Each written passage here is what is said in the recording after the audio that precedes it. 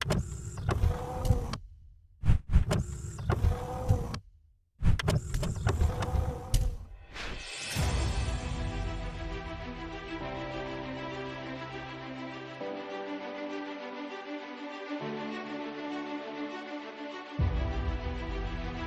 कांग्रेस के वरिष्ठ नेता सचिन पायलट देहरादून पहुंचे, जिसके बाद कांग्रेस भवन में प्रदेश अध्यक्ष प्रीतम सिंह के साथ कर रहे संयुक्त प्रेस वार्ता कर कांग्रेस ने केंद्र और राज्य सरकार पर बढ़ती महंगाई के मुद्दे पर जमकर हमला बोला।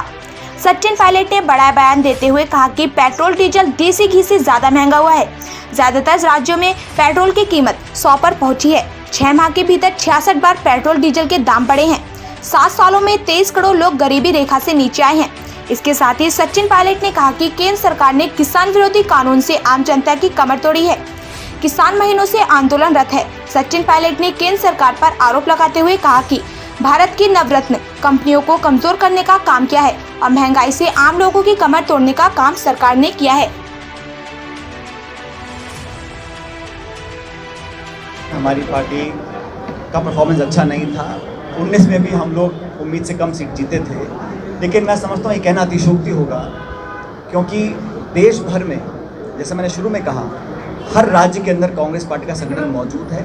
ये बात भी सही है कि हमें जहाँ राज्यों में कमज़ोर हैं वहाँ हमें और ताकत लानी होगी, और इस काम को तभी हम कर सकते हैं जब एक संतुलित नेतृत्व हमारे अंदर जो है वो हम और कामयाब उसको करें। उसमें अनुभवी लोग भी हैं, नौजवान भी हैं, और मुझे ऐसा लगता है कि लोगों ने देख लिया। 14 के बाद लोगों को लगा कि न जाने ऐसे जो वादे हमसे किए जा रहे हैं, मोदी जी जब पीएम कैंडिडेट बने थे तो बहुत सी बातें करे थे। आज 7 साल के बाद एक ऐसा क्षेत्र मुझे बता दीजिए, अर्थव्यवस्था का, नौकरी का, किसानी का, अंतर्राष्ट्रीय बॉर्डर्स पर, स्वास्थ्य का, चिकित्सा का, हर क्षेत्र में हम लोग पिछड़ते चले जा रहे हैं। फिर भी हम नारे देते हैं, stand up India, digital India, आत्मनिर्भर इंडिया, स्वस्थ इंडिया, स्वच्छ भारत, लेकिन उन नारों का निकला क्या? मैं नहीं कहता हूँ कि हमारी पार्टी की जब सरकार थी तो लोगों को हमसे कुछ शिकायत नहीं थी, लेकिन इस प्रकार का जो हालात आप देख रहे हैं, चीन क्या कर रहा है बॉर्डरों के ऊपर, लगातार देश में एक इस तरह की राजनीति की जा रही है जो कहीं ना कहीं द्वेष और घृणा को पैदा करती है। हम लोग, हमारी पार्टी और मैं, हम सब चाहते हैं कि देश में जो हमारा इतिहास, संस्कार हज़ारों साल पुराना रहा, वो प्रेम, प्यार, भाईचारा बना रहे। देखिए, देश में एकजुटता है, प्यार मोहब्बत है तो दल भी रहेंगे, सरकारें बनती रहेंगी, लेकिन अगर आपस में खिंचाव हो जाएगा, एक दूसरे में दुश्मनी पैदा हो जाएगी, जो कहीं ना कहीं देखने को मिलती है, इसको रोकने के लिए ज़रूरी है कि देश के लोग समझ गए हैं, नौजवान समझ गए हैं, परिवर्तन होगा, उत्तराखंड में भी होगा, देश में भी होगा।